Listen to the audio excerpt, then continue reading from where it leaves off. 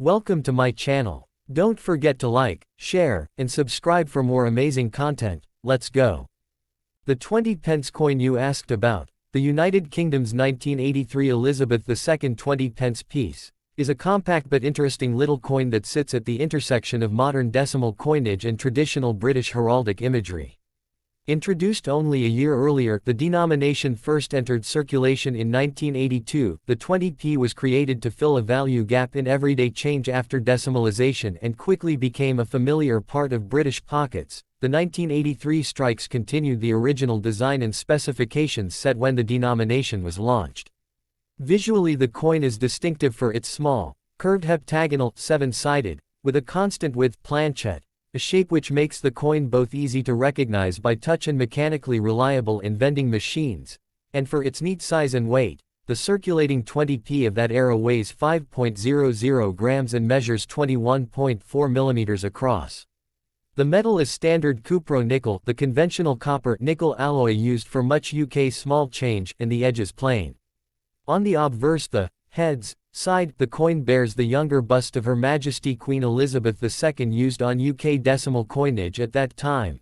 The Machin portrait, the Arnold Machin effigy used on decimal coins from the late 1960s through 1984, surrounded by the customary legend identifying the sovereign. The reverse, the tails side, which was the defining visual for the denomination from 1982 until the redesigns of the late 2000s, features a crowned Tudor Rose, a stylized rose surmounted by the imperial state crown, with the words 20 pence above and the numeral 20 typically placed below or within the reverse composition. That reverse layout and the Tudor Rose motif were deliberately chosen to echo long-standing royal and national symbolism, the Tudor Rose being an historic emblem of England and of dynastic unity, while the crown on top links the floral device to the monarchy and to the idea of the coin as official state currency.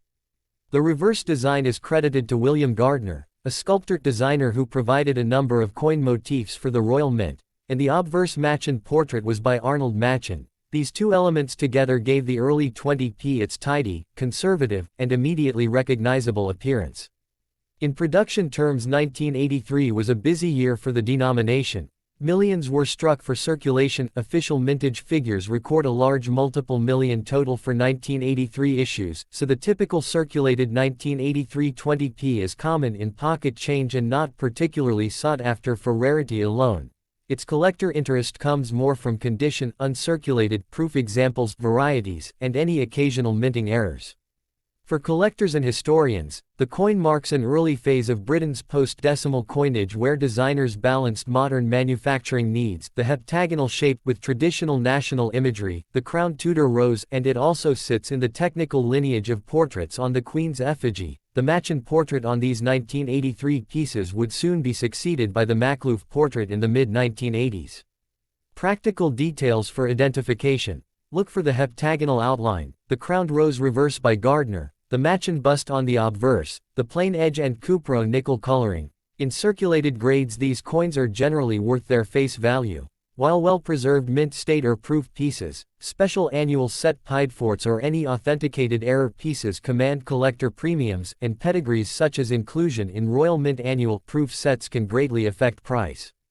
If you're cataloging or describing a single specimen, note the year 1983, the designer's Machin obverse. William Gardner reversed the composition, weight, diameter, and its condition. That's what most collectors and online grading guides use to assign value and significance.